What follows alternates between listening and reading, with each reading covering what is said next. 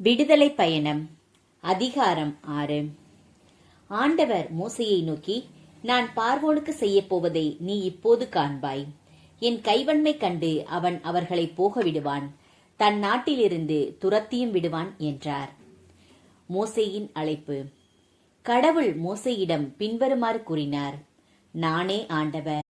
ஆபிரகாமுக்கும் ஈசாக்குக்கும் யாக்கோபுக்கும் ஆண்டவர் என்ற என் பெயரால் என்னை வெளிப்படுத்திக் கொள்ளவில்லை எனினும் எல்லாம் வல்ல கடவுளாக காட்சியளித்தவர் நானே.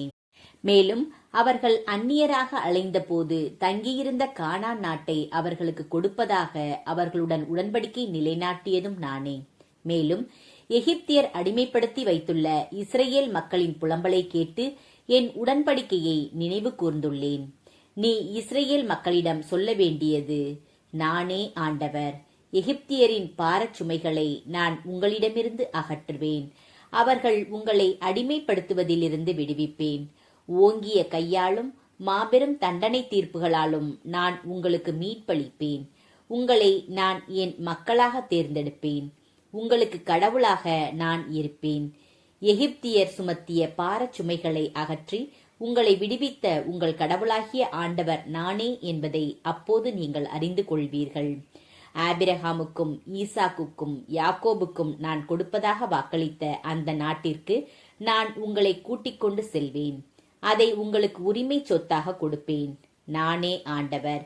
இவற்றையெல்லாம் மோசே இஸ்ரேல் மக்களிடம் எடுத்துச் சொல்லியும் மன ஏக்கத்தையும் வேலையின் கொடுமையையும் முன்னிட்டு அவர்கள் மோசேக்கு செவி கொடுக்கவில்லை. ஆண்டவர் மோசேயை நோக்கி, எகிப்திய மன்னனாகிய பார்வோன் தன் நாட்டிலிருந்து இஸ்ரேல் மக்களை அனுப்பிவிடும்படி நீ அவனிடம் போய் சொல் என்றுரைத்தார். மோசே ஆண்டவரிடம் பேசி, இஸ்ரேல் மக்களே எனக்கு செவி சாய்க்காதிருக்க பார்வோன் எவ்வாறு எனக்கு செவி சாய்க்கப் போகிறான்? நானோ பண்பட்ட உதடுகள் இல்லாதவன் என்று சொன்னார். ஆண்டவர் மோசேயோடும் ஆரோனோடும் பேசி, எகிப்து நாட்டிலிருந்து இஸ்ரேல் மக்களை கொண்டு வருவதற்காக இஸ்ரேல் மக்களிடமும் எகிப்திய மன்னன் பார்வோனிடமும் செல்லும்படி அவர்களுக்கு கட்டளையிட்டார். மோசே ஆரோனின் மூதாதையர் அட்டவணை. அவர்களின் மூதாதையர் வழிவந்த குடும்பத் தலைவர்கள் இவர்களே. இஸ்ரேலின் தலைமகனான ரூபனின் புதல்வர் அனோக்கு, பல்லு, எட்சரோன், கர்மி. இவர்களே ரூபன் வழிவந்த குடும்பங்கள். சிமியோனின் புதல்வர் எமுவேல், யாமின், ஓகாது, யாக்கின், சோவார், கானானேய பெண்ணின் மகன் சாவுல். இவைகளே சிமியோனின் வழிவந்த குடும்பங்கள். தம் தலைமுறைகளின் வரிசைப்படி லேவியின் புதல்வர்களின் பெயர்கள்: கேர்சோன், கோகாத்து, மெராரி.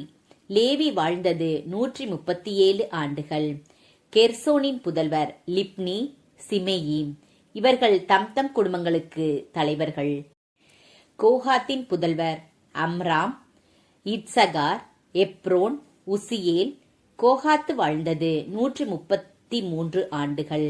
மெராரியின் புதல்வர் மக்லி, மூசி. இவைகளே தலைமுறை வரிசைப்படி லேவியின் குடும்பங்கள். அம்ராம் தம் தந்தையின் சகோதரியாகிய யொக்கபேது என்பவளை தனக்கு மனைவியாக்கி கொண்டான். அவனுக்கு அவள் ஆரோன், மோசே என்பவர்களை பெற்றெடுத்தாள். அம்ரோன் வாழ்ந்தது 137 ஆண்டுகள். இட்சகாரின் புதல்வர் கொராகு, நெபேகு, சிக்ரீம். உசியேலின் புதல்வர் மீசவேல், எல்சபான், சித்ரீம். அமீதாயின் மகளும் நகசோனின் சகோதரியுமான எலிசபாவை ஆரோன் மனைவியாக்கி கொண்டார்.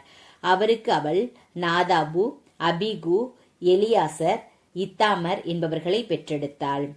கோராகின் புதல்வர் அசீர், எல்கானா, அபியாசு, அப்பு.